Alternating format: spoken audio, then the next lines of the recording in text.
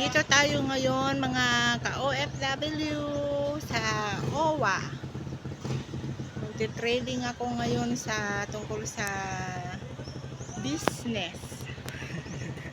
Kasi ang OWA ay nagbigay ng ng pangkabuhayan na suporta sa ating mga ka-OFW na kapag gusto mo nang mag-for good, pwede kang mag-apply ng pagsisimulan mo dito sa Pilipinas, sagot ng OWA. Kaya ngayon magte-training tayo kapag kung paano natin i-manage yung perang ibibigay nila, hoping kayo rin kapag mag-for good na kayo, mapagdesisyonan nyo nang magsimula dito sa Pilipinas, ay pwede rin kayong humingi dito sa OWA ng suporta.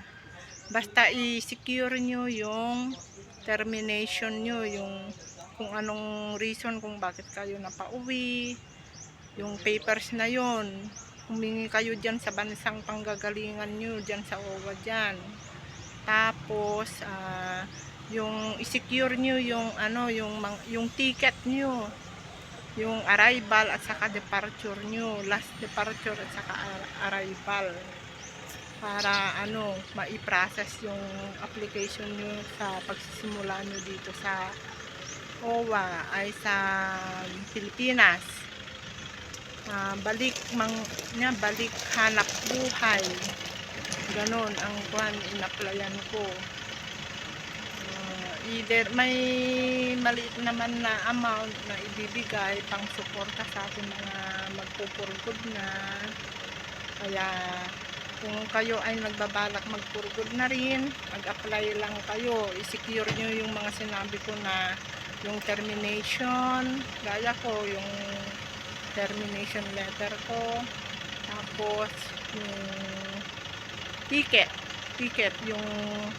yung last departure nyo, last arrival, ganon, pa-xerox nyo yun pagdating ng tanon. Tapos may referral kayo dyan na manggagaling dyan sa OWA, dyan sa bansang panggagalingan ninyo.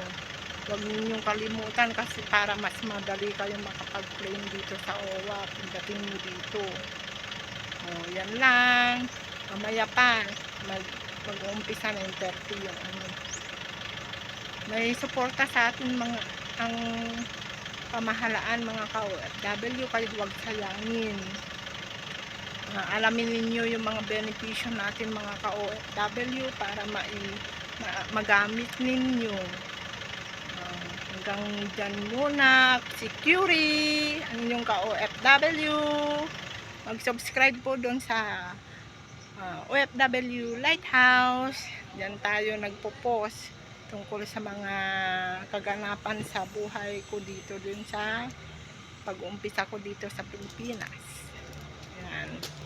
OWA San Ildefonso, dito sa Ilocos Sur, satellite nila dito.